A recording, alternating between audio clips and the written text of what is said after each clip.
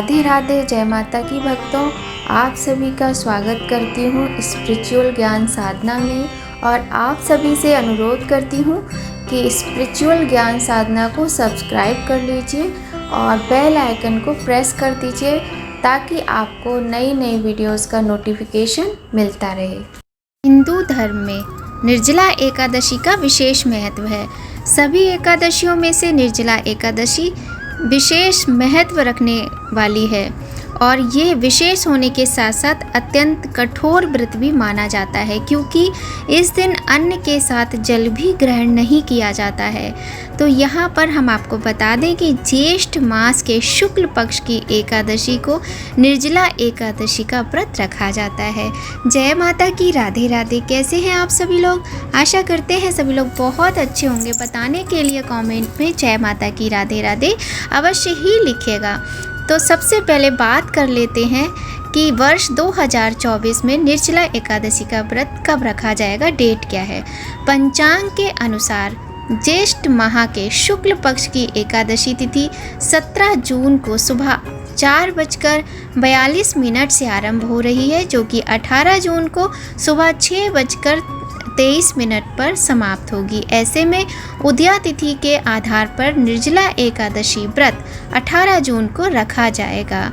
अब यहाँ पर हम आपको ये बता दें कि 17 जून को 4:42 से जब एकादशी तिथि आरंभ हो रही है, और लेकिन ये जो मान्य है एकादशी तिथि 18 जून को, क्योंकि देखिए सदैव ही कहा जाता है कि द्वादशी व्याप्त जो एकादशी होती है उसी का व्रत रखना चाहिए, उसे बहुत शुभ माना जाता है। दशमी व्याप्त एकादशी का व्रत नहीं रखना चाहिए। इसी के अनुसार 18 जून 2024 को निर्जला एकादशी का पावन व्रत रखा जाएगा।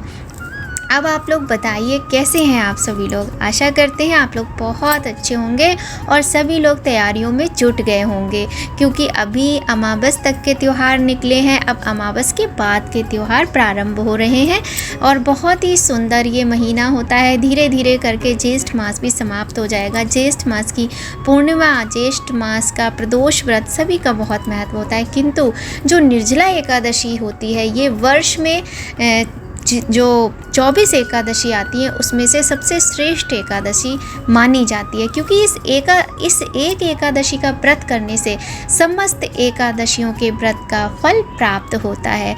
आज हम आपको एकादशी व्रत, निर्जला एकादशी व्रत के कुछ नियमों के बारे में बताएंगे, तो वीडियो को बिना स्किप किए पूरा देखिएगा, आपके बहुत काम आएगी वीडियो।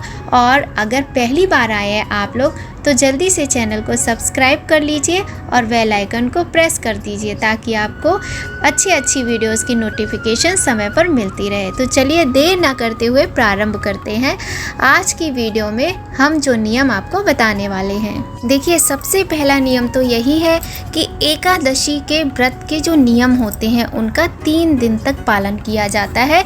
दशमी तिथि से प्रारंभ करके द्वादशी तिथि तक, जब तक हम पारण नहीं कर लेते हैं तो आपको क्या करना होता है, हर बार की तरह फिर से बताते हैं। दशमी तिथि के दिन आपको तामसिक वस्तुओं का प्रयोग नहीं करना है, चाहे वो लहसुन प्याज हो, मांस मदिरा हो, इन सब चीज़ों का प्रयोग नहीं करना है। अगर स्वास्थ्य अच्छा है तो ज़मीन पर शयन करें और ब्रह्मचर्य का पालन करें और कोई भी ऐसा कार्य ना करें जिससे दूसरों को आपकी वजह से कष्ट पहुँचे। और इस तरीके से भगवान का नाम लेते हुए आप दशमी तिथि से अपने व्रत को प्रारंभ करें। भोजन करना है किंतु आपको तामसिक वस्तुओं का प्रयोग उसमें नहीं करना है। साथ ही नाखून नहीं काटने हैं, बाल नहीं काटने हैं, आपको किसी पर चिल्लाना नहीं है, किसी को चोट नहीं पहुंचानी है, इस तरह की चीज़ें भी आपको नहीं करनी है। तो चलिए प्रारंभ करते हैं दूसरा नियम। इस एकादशी के दिन आपको ब्रह्म मुहूर्त में उठना है। ब्रह्म मुहूर्त में उठने के बाद साफ सफाई कर लीजिए अपने घर में, पूजा के स्थान को साफ कर लीजिए। पूरे घर में गंगा जल छिड़कना है। नहाने के जल में थोड़ा सा गंगा जल और थोड़ी सी हल्दी मिलानी है।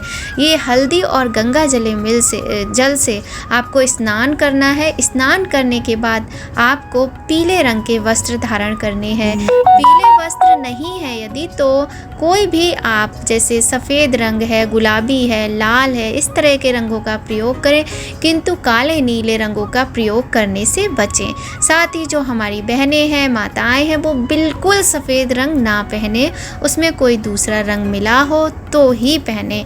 ठीक है, इस तरीके से आपको सबसे पहला कार्य जो करना है वो सूर्य भगवान को अर्घ्य देना है। सूर्य भगवान को अर्घ्य देने के बाद आपको तुलसी माँ का पूजन करना है। अब यहाँ पर एक बात का ध्यान आपको और रखना है, जब आप तुलसी माँ का पूजन करेंगे तो तुलसी में आपको जल नहीं देना है, क्योंकि तुलसी माता निर्जल व्रत रखती हैं प्रत्येक एकादशी को भगवान नारायण का। और यदि हम तुलसी में जल देते हैं तो वो पाप का भागीदार माना जाता है। और वैसे तो कहा जाता है इतनी गर्मी पड़ रही है तुलसी मुरझा जाएंगी, लेकिन हम यहाँ पर आपसे ये कहना चाहेंगे कि आप अपने पूजा के स्थान पर तुलसी रख लीजिए, जहाँ पर मंदिर बनाया है वहीं पर तुलसी रख लीजिए, या फिर कहीं छाया में रख लीजिए। और एक दिन पहले पर्याप्त जल किसी प्लेट वगैरह में जो तुलसी का गमला हो उसमें रख लीजिए, और उसमें गमला रख के फिर जल से भर दीजिए। तो ये आपके जो तुलसी माँ है ये एकादशी के दिन एक दिन में बिना पानी के नहीं मुरझाएंगी। ये भी हमने आपको उपाय बता दिया। साथ ही आपको तुलसी माता को एकादशी के दिन स्पर्श नहीं करना है और दूर से ही उनके मंत्र, चालीसा, आरती इत्यादि बोलना है। कुछ नहीं आता है तो आप ओम सुभद्राय नमः, ओम सुभद्राय नमः, इस प्रकार से मंत्र जाप करते हुए आप तुलसी माता का पूजन कर सकते हैं। नहीं तो आप ओम नमो भगवते वासुदेवाय बोलकर भी कर सकते हैं। एक दीप प्रज्वलित कर लीजिए और माता का पूजन दूर से कर लीजिए। इसके बाद आपको हम एक और नियम बताते हैं कि इस एकादशी के दिन बिना जल के व्रत किया जाता है। जैसा कि इसके नाम से प्रतीत होता है कि निर्जला, निर्जल मतलब बिना जल के। ऐसा करने से जहाँ वर्ष की सभी एकादशियों का फल मिलता है, वहीं पूरे वर्ष शुभ परिणाम प्राप्त होते हैं। शास्त्रों के अनुसार निर्जला एकादशी व्रत में सूर्योदय से लेकर दूसरे दिन के सूर्योदय तक जल का त्याग कर देना चाहिए और अगले दिन सूर्योदय के बाद पूजा करके पारण के समय जल ग्रहण करना चाहिए। शास्त्रों में यह भी उल्लेख मिलता है कि संध्योपासना के लिए आचमन में जो जल लिया जाता है उसे ग्रहण करने की अनुमति है। शाम के समय जब हम पूजन करते हैं तो यदि हम किसी भी योग्य ब्राह्मण पुरोहित को बुलाकर एकादशी, निर्जला एकादशी के दिन पूजन करते हैं, जैसा कि बहुत सारे घरों में यही प्रचलन है। हमारे यहाँ भी मतलब मेरे मायके में जब मेरे यहाँ एकादशी का व्रत किया जाता था तो ब्राह्मण से ही ये पूजन कराया जाता था। तब वो आचमन कराते हैं जब पूजा में, तो आचमन के समय जो जल होता है उसको ग्रहण किया जाता है, लेकिन वो आचमन के लायक ही होता है, इतना नहीं होता है कि आपकी प्यास बुझे। और जहाँ भक्ति श्रद्धा की बात आ जाती है वहाँ तो भक्त स्वयं ही इस तरह के कार्यों से दूर रहते हैं। तो आप छोटी छोटी सी बातें हैं, इनका विशेष ध्यान रखें। शास्त्रों में यह भी उल्लेख है कि जो लोग आज के दिन गौदान करते हैं या जलपान करवाते हैं दूसरों को, ज्येष्ठ माह वैसे भी तपता है तो हर जगह प्याऊ लगवाना और लोगों को पानी पिलाना अत्यंत पुण्य का कार्य है।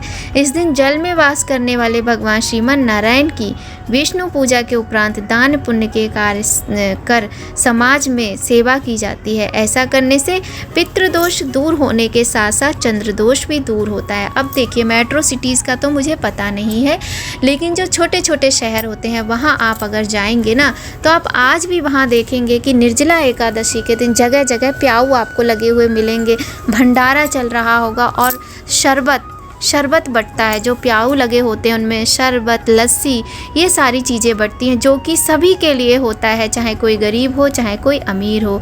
तो जब जो लोग प्यासे होते हैं या जिन लोगों को नहीं मिलता है, असहाय लोग होते हैं, उनको जब आपके द्वारा किए गए पुण्य कार्य से उनका पेट भरता है, आत्मा तृप्त होती है, तो आपके पितृ प्रसन्न होते हैं और आपको आशीर्वाद देकर जाते हैं। तो इस तरह के शुभ कार्य यदि करवा सकते हैं तो बहुत ही अच्छी बात है, अवश्य ही करना चाहिए। इस दिन गंगा जल से स्नान करने का बहुत महत्व है, लेकिन यदि आपके घर के आसपास, आपके शहर में कोई पवित्र नदी नहीं है तो गंगा जल मिलाकर स्नान करें, जैसा कि हम आपको पहले ही बता चुके हैं। इस दिन जल देवता वरुण देव की पूजा का भी महत्व रहता है। इस दिन श्री हरि विष्णु के साथ ही माता लक्ष्मी की पूजन किया जाता है। एकादशी तिथि के देवता हैं विश्व देवगण, उनकी पूजा भी करना चाहिए। इस दिन श्री कृष्ण की पूजा करना भी चाहिए। विष्णु, कृष्ण, वरुण, विश्व देवगण और माता लक्ष्मी सभी का जल अभिषेक अवश्य ही करें। यदि आप उपरोक्त उपाय नहीं कर सकते हैं तो इस दिन पीपल के पेड़ में जल अर्पित करके विधिवत पूजा करें। ऐसा करने से कर्ज से मुक्ति मिलती है। एकादशी के दिन तुलसी के पौधे में जल कभी अर्पित नहीं करना चाहिए, क्योंकि तुलसी माँ का तो प्रत्येक एकादशी पर निर्जल व्रत होता है। ये हम आपको पहले भी बता चुके हैं। इस बात का विशेष ध्यान रखिए। जहाँ पर जल का अपव्यय हो रहा हो वहाँ इसे रोकें और जल का संरक्षण करें। जैसे कि आपके यहाँ कोई टैप खराब है, कोई नल ऐसा है जिससे पानी टपकता रहता है, या बच्चे खोल देते हैं, तो इन बातों पर थोड़ा ध्यान दीजिएगा और इस तरह का कार्य ना हो। अपनी सामर्थ्य के अनुसार अन्न, वस्त्र, जल, जूता, छाता, चप्पल, फल आदि का दान करें। यह नहीं कर सकते हैं तो कम से कम इस दिन जल का एक कलश जल भरकर और उसे सफ़ेद वस्त्र से ढककर चीनी और दक्षिणा के साथ किसी ब्राह्मण के निमित्त दान करें, जिससे साल भर की सभी एकादशियों का फल प्राप्त होता है। इस दिन पौधे लगाने से भी बहुत अधिक पुण्य फल की प्राप्ति होती है। इस दिन कहीं पर भी पीपल, बरगद, नीम, कैथ आदि का पौधा लगाना अत्यंत शुभ माना जाता है। छोटी छोटी सी बातें हैं, वैसे भी पौधारोपण करना तो बहुत ही शुभ माना जाता है। यदि आप कर सकते हैं तो अवश्य कीजिए। पीपल का वृक्ष आप किसी मंदिर में लगवा सकते हैं। गर्मी का मौसम है तो थोड़ा बड़ा पेड़ लें और किसी गमले में पहले उसको रोपित करें। उसके बाद जब वो पेड़ फल फूल जाए अच्छे से, उसके बाद उसको कहीं ज़मीन में गड्ढा खुदवा कर तब लगवा दें। और ये बहुत ही पुण्य का कार्य माना जाता है। पहले के समय में तो यही होता था कि सड़क के दोनों तरफ छायादार वृक्ष लगाए जाते थे ताकि कोई भूला भटका जब निकलता है तो छाया में बैठ जाए। खैर आजकल ऐसा नहीं है, लेकिन कभी कभी हो भी जाता है कि मान लीजिए गाड़ी ख़राब हो गई या कोई पैदल चलने वाला है या कोई बेचारा ऐसा व्यक्ति है जिसके पास कोई भी गाड़ी, कुछ भी पैसा नहीं है, तो वो चलते चलते थक जाता है, तो कम से कम उसे एक पेड़ की छाया मिल जाएगी। साथ ही जगह जगह नल की व्यवस्था कराई जाती है, पानी की व्यवस्था कराई जाती है, क्योंकि देखिए प्यासे को पानी पिलाने से बड़ा कोई पुण्य नहीं होता है। तो ये बहुत ही छोटी छोटी सी बातें हैं जिनको करके आप भगवान की कृपा के पात्र बन सकते हैं। इसी तरीके की कुछ बातें हम आपको आगे भी बता रहे हैं। देखिए एक बात मैं यहाँ आपको बताऊंगी कि जो मिट्टी का कलश होता है, यानी मिट्टी का घड़ा होता है, आप उसे अवश्य दान कीजिए। और यहाँ पर हम आपको ये भी बताएंगे कि यदि कोई भी कन्या आपको मिल जाती है तो कन्या का पूजन भी अवश्य करें, क्योंकि कन्या माता लक्ष्मी का साक्षात स्वरूप होती है। इससे माँ लक्ष्मी प्रसन्न होती हैं और आपके घर में अन्न धन के भंडार भर देती हैं। आपके घर से सभी तकलीफ़ें दूर हो जाती हैं। और एकादशी का व्रत महाभारत काल में भीम ने किया था, जिससे उन्हें ब्रह्म हत्या के दोष से भी मुक्ति मिली थी। यही वजह है कि इसे भीमसेनी एकादशी भी कहते हैं। महाभारत, स्कंद और पद्म पुराण के अनुसार इस व्रत के दौरान जो भी नियम होते हैं वो हमने आपको यहाँ पर बताए हैं। इस व्रत को विधि विधान से करने वालों की उम्र बढ़ती है और मोक्ष प्रदान प्राप्त होता है। इस व्रत में सूर्योदय से पहले उठना जरूरी होता है। भगवान विष्णु की पूजा, दान और दिन भर व्रत रखने का संकल्प भी अवश्य लेना चाहिए। किंतु आज के दिन अक्षत यानी चावल का प्रयोग नहीं किया जाता है, तो आप तिल ले सकते हैं। सफ़ेद तिल हाथ में लेकर भगवान के व्रत का संकल्प आपको करना चाहिए। और पीली मिठाई, पीले फूल, देखिए फूलों का और चंदन का, इन दो चीज़ों का बहुत अधिक महत्व होता है एकादशी के व्रत में। चंदन शीतलता प्रदान करता है, जहाँ वहीं फूलों से भी भगवान को शीतलता मिलती है। तो जब हम इस तरह के कार्य करते हैं तो उसका फल हमें प्राप्त होता है। तो भगवान को चंदन अवश्य लगाएं और भगवान को फूलों का श्रृंगार करें। फूलों से भगवान को सजाएं, उनका मंदिर सजाएं, फूल अवश्य ही अर्पित करें। ब्राह्मण को दक्षिणा अवश्य ही दें और ऐसी ही बातें हम आपको बताते रहेंगे अपनी वीडियोस में। इसके लिए चैनल को सब्सक्राइब कर लीजिए। निर्जला एकादशी ज्येष्ठ महीने में 9 तपा के दौरान आती है। इस महीने में जल की पूजा और दान करने का भी बहुत महत्व होता है। यही वजह है कि इस दिन पानी से भरे मटकों का दान करते हैं और ज़रूरतमंद लोगों को पानी पिलाया जाता है। बरगद में भी इस दिन पानी चढ़ाने से, जल चढ़ाने से बहुत अधिक पुण्य की प्राप्ति होती है। तो छोटी छोटी सी ये बातें थी, आप इनका ध्यान रखें। ये कुछ नियम थे जिनका पालन करने से आपको निर्जला एकादशी के व्रत का पूर्ण फल प्राप्त होता है, भगवत कृपा प्राप्त होती है, समस्त पापों से मुक्ति मिलती है, मोक्ष की प्राप्ति होती है। और यहाँ पर हम आपको कुछ बातें अवश्य बताना चाहेंगे जिनको आप सुन लीजिए तो आपके काम आएंगी। और वीडियो को ना पूरा देखा कीजिए, कभी भी अधूरा नहीं छोड़िएगा। और थोड़ी भी अच्छी लग रही हो तो एक लाइक अवश्य करें, क्योंकि आपका एक लाइक हमें और वीडियोस अच्छी बनाने के लिए बहुत अधिक प्रेरित करता है।